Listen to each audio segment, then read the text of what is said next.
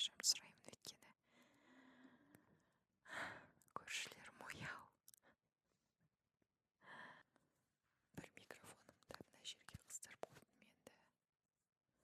Білмеймін, шынымды айтсам, бұл микрофонға мен әлі тест жасап көрмедім. Бүгін сіздермен бірге отырып тест жасайтын боламыз. Жалпы бұл микрофонымда ASMR немесе жаңағындай не дейді, контент түсіру үшін алдым ғой, бір сөзбен айтқанда. Мен даусым жақсы естіліп тұр деп ойлаймын.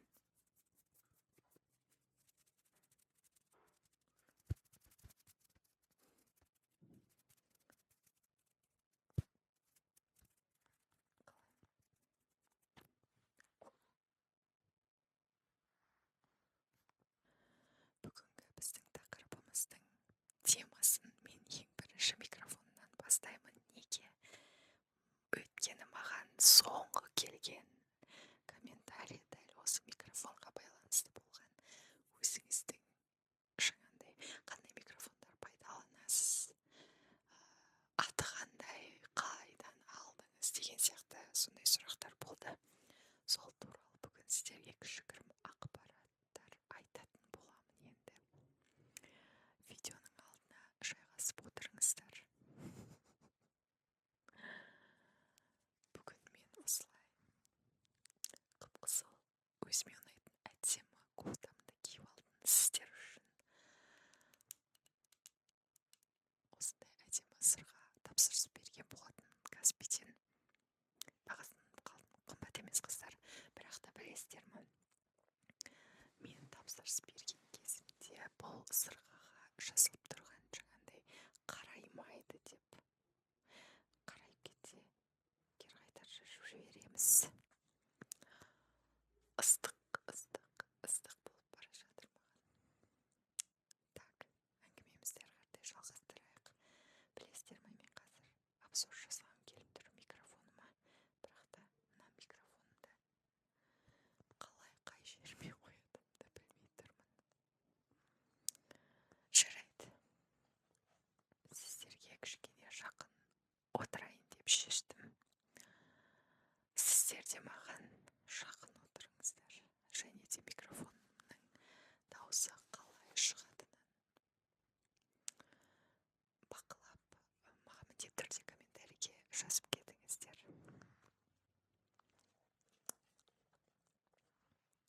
Бұл менің Каспийден тапсырыс берген осы жаңа микрофоным.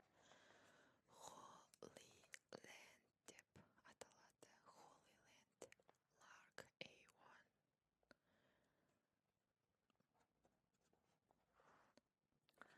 Қыздар, микрофондарды осы жерге қойдым енді сіздерге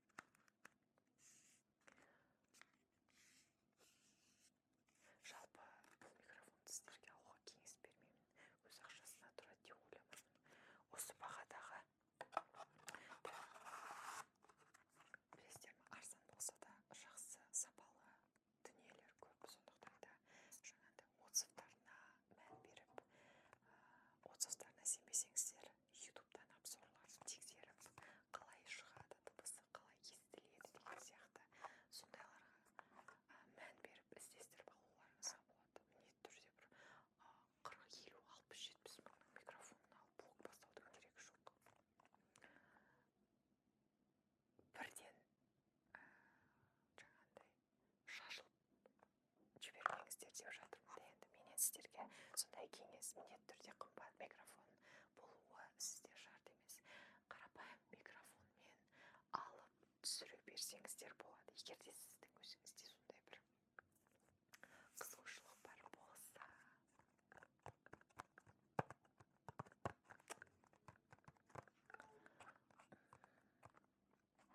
Кеше Петиманияға барып помада сатып алдым. Білесіздер ма? Қызыл, дәл қызыл түсті помаданы таба алмай жүргенге өте ұзақ уақыт болған.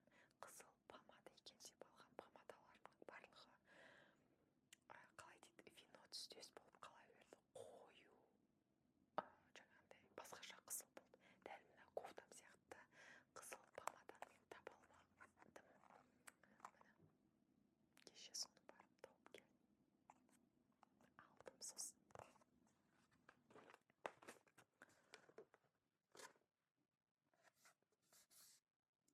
USB RGB микрофон деп аталынады. Бұл менің ең алғашқы микрофондарымның бірі. Осылай ASMR түсіретін, мукбанг түсіретін YouTube блогерларға қызығып мен өзіме тапсырыс бергенмін. AliExpress'тен 12 мың ба, солай болу керек, бағасы 12 мың мен 12 мың бірдеме тиыны бар. Сонда AliExpress'тен тапсырыс беріп, бір айға жуық күткенімше. Содан бері неше жыл өтті, бір 2 жыл ма өтті-ау деймін. Бәлкім 3 жыл кетіп жатқан шығар, білмеймін. Сондай. Өзіме негізі бұл микрофоным ыстық, өзіме ұнайды. Жақсы дыбысы. Made in China, әрине. Ажайып. Бұның іші осындай. Мынау микрофонды егер шатаспасам өзім бөлек сатып алған болуым керекпін. Қазір ішін бірге ашып көреміз. Осылай жалғайтын жері бар. Соған жалғау керекпіз бірінші.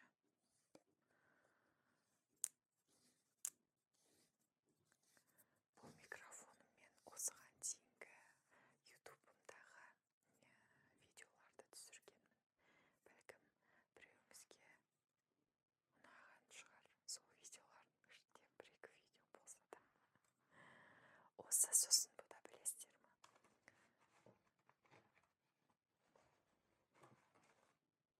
Мынандай не дейді, ветрозащита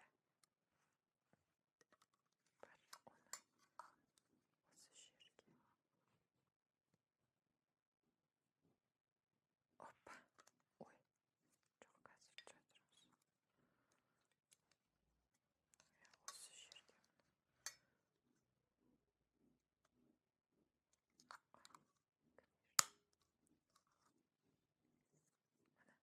осындай негізі. Өте әдемі микрофон, мен өзіме қатты ұнайды негізі. Бұл микрофонмен білесіздер ма? Күшті видеолар түсіруге болады. Енді мен қазір анау айтқандай уақытым болып жатқан жоқ, шынымды айтсам, одан қала берсе, мен бұл микрофонмен білесіздер ма? Жаңағындай озвучка жасағанды ұнатам. Өте дауыстарыңызды анық жазып береді. Қазір қосып тексеріп көрейік екеуінің айырмашылығын. Бұл видео міне осындай. Дауысым жақсы естіліп тұр деген ойдамын. Осылай неше түрлі түстері жанып өзгеріп тұрады өзі. Одан кейін мынау жоғарғы жағында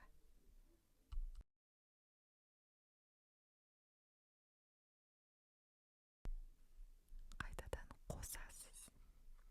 Бұның бір минусы мен үшін. Енді мен телефонға түсіретін болғандықтан кейін бұған менде микрофонды ұстап тұратын не дейді, стойка дей ма, сондай нәрсе жоқ. Сондықтан да маған бұлай микрофонды ұстап видео түсіру өте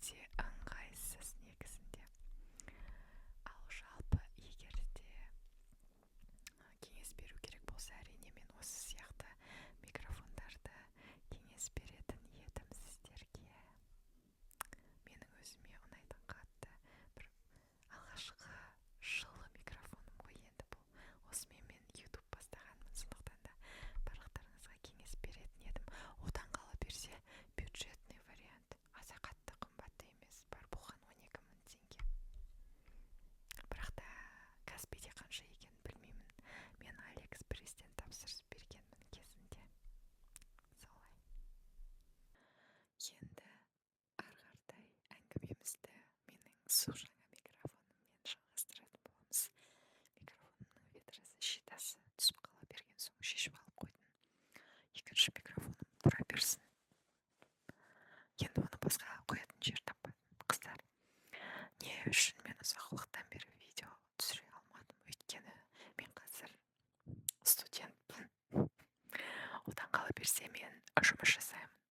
Студентпін дегенге ойлап қалмаңыздар. Мені бір университетте оқиды екен деп мен Астана қаласындағы Корей орталығында кәріс тілінен сабақ алып жүрмін. Күзгі семестрді оқып жатырмын. Бұйыртса ертең, қыздар, мен емтихан тапсырамын. Емтиханнан өтіп кетсем екен деген тілекте жүрмін, ниетте жүрмін. Бұйыртса аман есен емтиханды тапсырсам, ары қаратай қысқы семестрға өтемін. Жалпы оқу туралы айтатын болсам, оқу керемет. Өзіме қатты ұнайды. Өзімнің қызығушылығым бар болғандықтан іздеп, қайда офлайн оқуға болады екен деп барып жазылып сол жерде оқып жатырмын. Сабақ өте қызық мен үшін, бірақ та менде әлі бір айтқандай тілдік практика керемет емес дегенмен де тырысып жатырмын. Енді бұйыртса ертеңгі емтиханымды жақсы тапсырамын деп ойлаймын. Ертең бізде тестілеу, бірінші тур тест, екінші тур жаңағыдай сізге сұрақ қояды, сіз жауап бересіз кәріс тілінде. Содан кейін емтихан бітеді, қанша балл алғаныңызды және де келесі семестрге жіберілді, жіберілмегендігіңізді күтесіз. Болды. Егер сіз келесі семестрге жіберілген болсаңыз, сізді марапаттайды сертификаттармен. Жаңағыдай бір кеш болады, марапаттау кеші. Одан қала берсе, мен осы семестрда Корей дәстүрлі биіне тіркелдім. Сабағына жазылдым. Енді кішкене сабақтан да тыс бір нәрселермен айналысып көргім келді. Сондықтан да дәстүрлі биіне жазылдым. Менің демалыс графигіме сай болып тұрғандықтан осы бітіру кешінде, семестрдің аяқталу кешінде мен билеймін. Бұйыртса. Жалпы солай.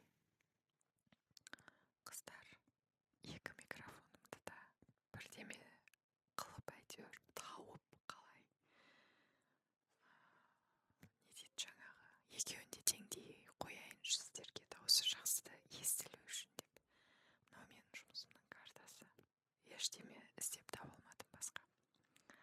Сонымен, қыздар, сіздерге қандай кітаппен оқып жүргенімді көрсетейін. Енді айтып қана қоймайын, бәлкім араларыңызда қызығушылық танытып жүрген адамдар бар болса дегенім ғой. Мынау міне Сэджон Хангуго бір тобында оқимын мен. Бұл біздің жаңағы кітабымыз, бұның дәптері де бар. Ал бұл бізде дәптер иккимчек. Иккимчек деген бізде сол дәптеріміз, рабочий тетрадь, жұмыс дәптері. Сэджон Хактан. Бұл кітап Кинг Сэджон университетінің несі бойынша оқытылады. Қыздар, мен ұмытып қалдым. Қазір мен тек қана қазақ тілінде сөйлемеймін ғой енді. Бірнеше тілде сөйлегеннен кейін де оның өзінің жаңағыдай плюсы да болады екен, минусы да болады екен. Минусы жақсылап сөйлей алмай қалып жатырмын. Енді мен сіздерге осы кітаптың ішінен бір тақырыпты оқып берейін. Енді бәрібір де мен оқимын деп айтқаннан кейін көп адамдар менен сұрайды, бірдеме деп айтшы, сөйлеші деп. Сөйлеп берейін енді. Мен сіздерге қазір ойыма өзім туралы ақпараттар түспей тұр. Өйткені менің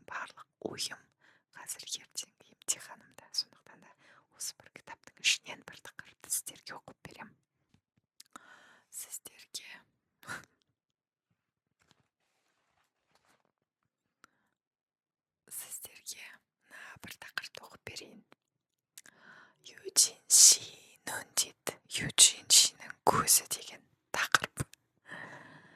저는 컴퓨터 게임을 좋아해요. 보통 밤에 게임을 많이 해요. 그런데 어제부터 눈이 많이 아파서 병원에 갔어요. 의사 선생님을 만난 후에 약국에서 약을 샀어요. 하루에 2번 약을 눈에 놓아야 돼요. 오늘은 눈이 많이 안 아프지만 내일 다시 병원에 가야 돼요. 이제부터 컴퓨터 게임을 많이 안 할 거예요. бұл жерде 유진нің көзі не үшін ауырғандығы туралы ғой. 유진 жаңағыдай компьютер ойынын сүйеді және өте ұзақ уақытын компьютердің алдында өткізетіндіктен көзі ауырып жаңағы ауруханаға барып дәрігердің көмегіне жүгінеді және дәрігер оны тексеріп оған дәрі жазып береді. Сол дәрісін пайдаланғаннан кейін өзін жақсы сезінетіндігі туралы жазылған бұл жерде. Өзі сондай әдемі, өзіме қатты ұнайды осы кітабым. Сондай, білесіздер ме қыздар, сондай бақытты болдым мен. Бірінші семестрді аяқтап, екінші семестрға ауысқан кезімде, қазір енді менде ойым ертең аман-есен мен емтиханымды тапсырып, өзімнің жаңағы әдемі кешіме қатысып, өзімнің сертификатымды алып, келесі семестрға ауыссам екен деп тілеймін өзіме. Сәттілік тілеймін, шынымды айтсам. Сондай күшті сезімдемін негізінде. Қазір мына жерге өзімнің инста парақшам мен тикток парақшамның аккаунтын жазып кетем, немесе осы видеоның астына ссылкасын қойып кетем. Өтіп тіркеліп кетсеңіздер болады, егер де әрине кімге қызық болатын болса. Тіркеліп кетсеңіздер болады. Барып терезені ашып келдім, өйткені бөлме тым қатты ыстық болып кетті. Балалардың дауысы естіліп тұрған болар енді артқы фонда. Жалпы бүгінге видеом осымен аяқтаймын деп ойлаймын. Өйткені сіздермен аздап әңгімелестім. Микрофондарыңды көрсет деген кісілерге микрофондарым жайлы кішігірім ақпарат айтып бердім. Енді өздеріңіз комментарийде жаза кетіңіздер. Жаңалғы микрофонымның дыбысы қалай шығып жатыр, ескі микрофонымның дауысы қалай шығып жатыр. Және өздеріңізге қайсысы көбірек ұнады. Алдағы уақытта енді мен емтиханымды аман-есен тапсырып болғаннан кейін қолым босаған сәттерде әрине видеоларды жиі салып тұруға тырысамын деп отырмын. Бүгінгі видеомды осымен аяқтаймын. Маған тіркеліп, маған жазып, қолдау білдіріп жатқан жандар, сіздерге көп рахмет айтамын. Рахмет. Алдағы уақыттарда да маған осындай жылы лебіздеріңізді білдіріп, лүпілдеріңізді аямай менімен бірге болыңыздар деймін. Барлықтарыңызға рахмет. Барлықтарыңызға менімен бірге болғандарыңыз үшін рахмет.